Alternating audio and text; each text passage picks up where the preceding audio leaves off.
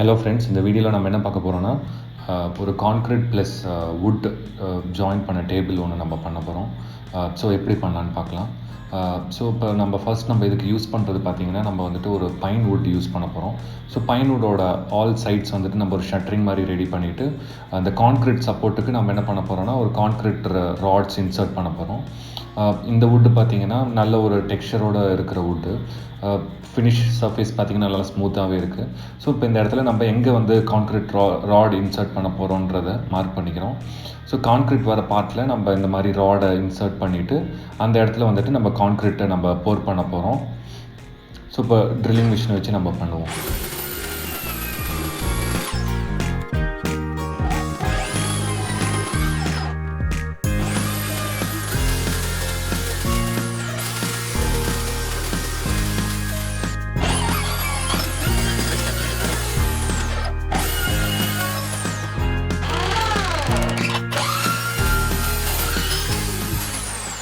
இப்போ பார்த்திங்கன்னா, இப்போ இதில் வந்துட்டு இப்போ ராட் இன்சர்ட் பண்ணுறதுக்காக நம்ம ஹோல் போட்டிருக்கோம். அந்த ஹோல் வந்துட்டு அட்லீஸ்ட் நம்மளுக்கு வந்துட்டு ஒரு 2 to 3 இன்ச் உள்ளார ஏறணும். இல்லைன்னா நம்ம கான்க்ரீட் வெயிட் தாங்காமல் பலகை வந்துட்டு உடஞ்சிரும். ஸோ அந்த ட்ரில் வந்துட்டு நல்லா உள்ளார வரைக்கும் போகணும். ஸோ இப்போ அந்த கான்க்ரீட் டேபிளுக்கு நம்ம கான்க்ரீட் ஊற்றுறதுக்கு ரீஎன்ஃபோர்ஸ்மெண்ட் ரெடி பண்ணியாச்சு. ஸோ இப்போ இந்த கான்க்ரீட் இது கூட அட்டாச் பண்ணுறதுக்கு நம்ம என்ன பண்ணியிருக்கோம்னா ஒரு ராட் இன்சர்ட் பண்ணியிருக்கோம். ஸோ கான்க்ரீட்டுக்கு சப்போர்ட்டாக இருக்கும். அதே மாதிரி இந்த இடத்துல சின்ன சின்ன சப்போர்ட்ஸ்க்கு ஒரு நவுறாமல், இந்த வுட்டிலேருந்து கான்க்ரீட் நவுறாமல் இருக்கிறதுக்கு நம்ம வந்துட்டு ஆனபாண்ட் போட்டு சின்ன ஸ்க்ரூஸை இன்சர்ட் பண்ணியிருக்கோம். இப்போ இந்த ராடையும் பார்த்திங்கன்னா ட்ரில் பண்ணிவிட்டு அதில் வந்துட்டு க்ளூ போட்டு ஒட்டியிருக்கோம்.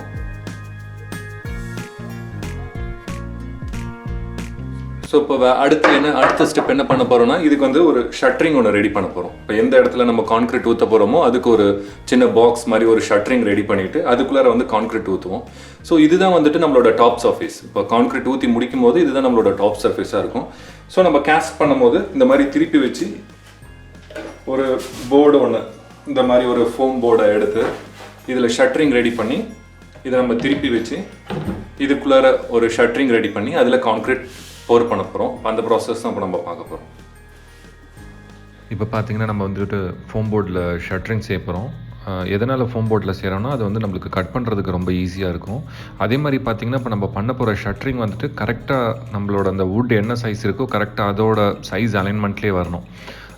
அதோட லென்த்தாக இருக்கட்டும், ஹைட்டாக இருக்கட்டும், அப்போ தான் வந்துட்டு கரெக்டாக அந்த ஷேப் வந்துட்டு பர்ஃபெக்டாக இருக்கும். இப்போ பார்த்தீங்கன்னா நான் செட் பண்ணி பார்க்குறேன் எந்த இடத்துல கரெக்டாக வருதான்ட்டு. ஸோ சுற்றி இருக்கிறது எக்ஸாக்டாக அதே சைஸ் வரணும். அப்படி வரலன்னா நம்மளுக்கு கான்க்ரீட் ரொம்ப பெருசாகிடும். ஸோ அதை நம்ம பண்ணக்கூடாது. கான்க்ரீட் வந்துட்டு கரெக்டாக அதே இதில் வர மாதிரி இருக்கணும்னா நம்ம ஷட்டரிங் ப்ராப்பராக செய்யணும்.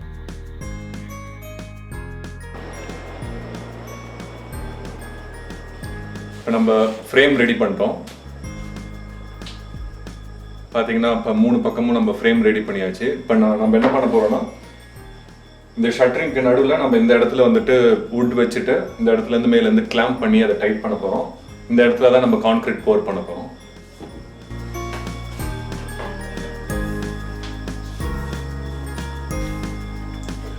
ஸோ இதுதான் டாப் சைட். நம்மளுக்கு டாப் சைடு வந்துட்டு கீழே வச்சுட்டா ஃபினிஷ் வந்துட்டு இப்போ இந்த சர்ஃபேஸோட ஸ்மூத் ஃபினிஷ் இருக்கிறது நம்மளுக்கு அப்படியே ஈஸியாக வந்துடும். ஸோ நம்ம அதுக்கப்புறம் பண்ணக்கப்புறம் எதுவும் ஃபினிஷ் பண்ண வேண்டாம்.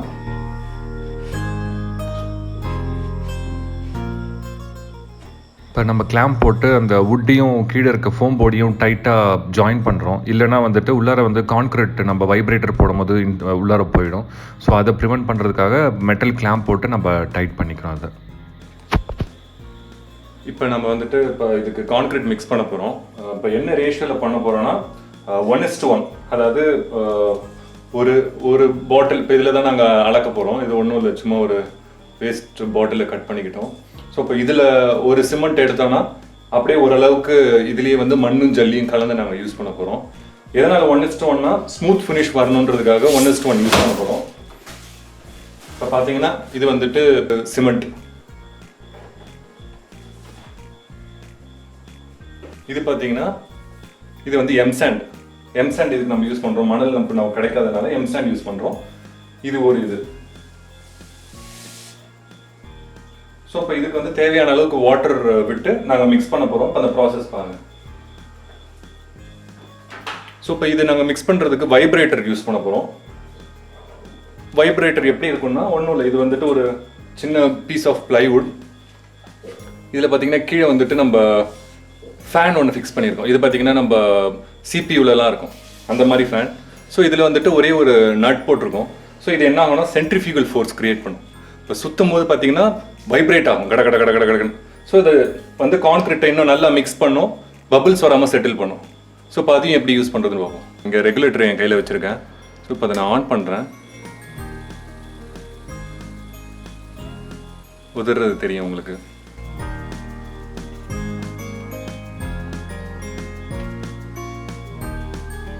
வைப்ரேட் ஆகும். இப்போ நான் இதை இன்க்ரீஸ் பண்ணேன்னா இன்னும் வேகமாக வைப்ரேட் ஆகும்.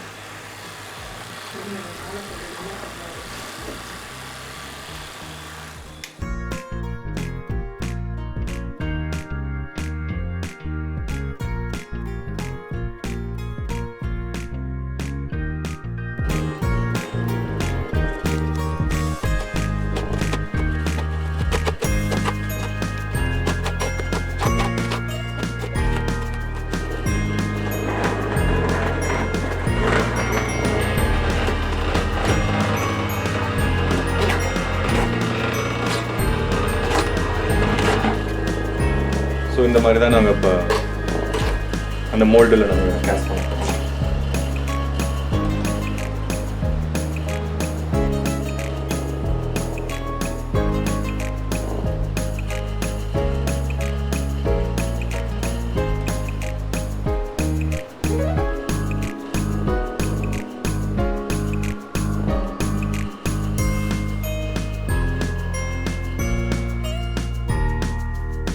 இப்போ நம்ம இதில் வைப்ரேட்டர் யூஸ் பண்ண போகிறோம். இந்த வைப்ரேட்டர் எதுக்கு யூஸ் பண்ணுறோன்னு பார்த்தீங்கன்னா, உள்ளார வந்து கான்க்ரீட்டில் வந்துட்டு ஏர் பபிள்ஸ் இருக்கும். ஸோ இப்போ அந்த ஏர் பபிள்ஸ் நம்ம வைப்ரேட்டர் வைக்கும் போது அது எல்லாமே சர்ஃபேஸ்க்கு வந்துடும். ஸோ இந்த அதர் சைடு பார்த்தீங்கன்னா பயங்கர ஸ்மூத்தான ஒரு நல்ல ஃபினிஷ் கிடைக்கும். ஸோ இப்போ நம்ம முடித்த பிறகு அதை பாலிஷோ இல்லை வாய்டை ஃபில் பண்ணுறதோ எதுவும் பண்ண வேண்டாம். அப்படியே ஸ்மூத் ஃபினிஷோடையே விட்டுறலாம் நம்ம. அதுக்கப்புறம் எந்த வேலையும் இருக்காது நம்மளுக்கு.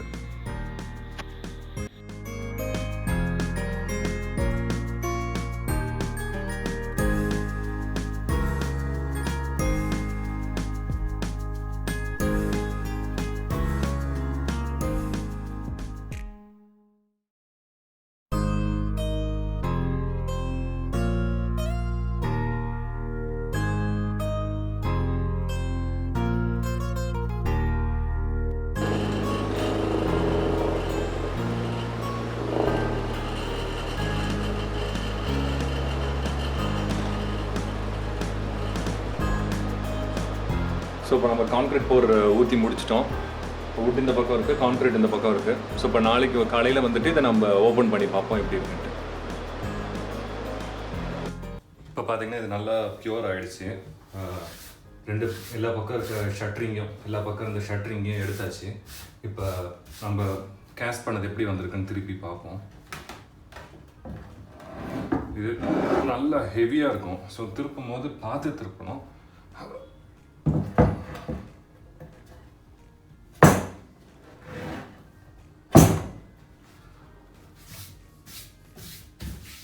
ஸோ இதுதான் இப்போ ஃபினிஷ்டு சைடோட பீஸ் வந்திருக்கு. ஸோ இப்போ இது இந்த சைடு தான் ஃபினிஷ்டு. இப்போ பார்த்தீங்கன்னா இப்போ இந்த இடம் மட்டும் நம்ம லைட்டாக கொஞ்சம் சாண்ட் பண்ணோம். நம்ம கான்க்ரீட்டுக்கு போர் பண்ணும் போது என்ன ஆகிடுச்சு, அந்த தண்ணி கொஞ்சம் சீப்பாகி இந்த பக்கம்லாம் வந்துருச்சு. ஸோ இதை வந்து நம்ம சாண்ட் பேப்பர் வச்சு லைட்டாக தேய்ச்சி இப்போ ஃபினிஷ் பண்ணிடலாம். எஜ்லாமும் நல்லா வந்திருக்கு. எல்லா எஜ்ஜும் பார்த்தீங்கன்னா ஃபினிஷ் 4 பக்கமும் சூப்பராக வந்திருக்கு. ஸோ இதுதான் நம்மளோட இப்போ ஃபைனல் பீஸ். வுட்டு பார்த்தீங்கன்னா இப்போ சாண்ட் பண்ணக்கப்புறம் இந்த கலரில் இருக்கும். சாண்ட் பண்ணி ஃபினிஷ் பண்ணணும். இது அந்த தண்ணி பட்டு ஊறினதுனால இந்த கலரில் இருக்குது.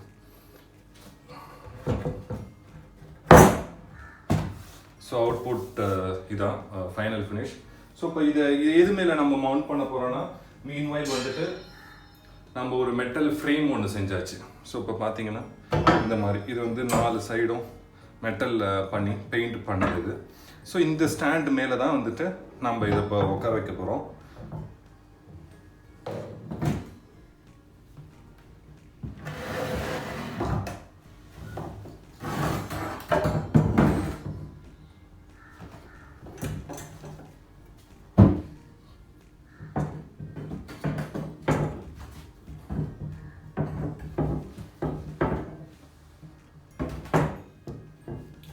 இந்த மாதிரி வரப்போகுது. இதுதான் ஃபைனல்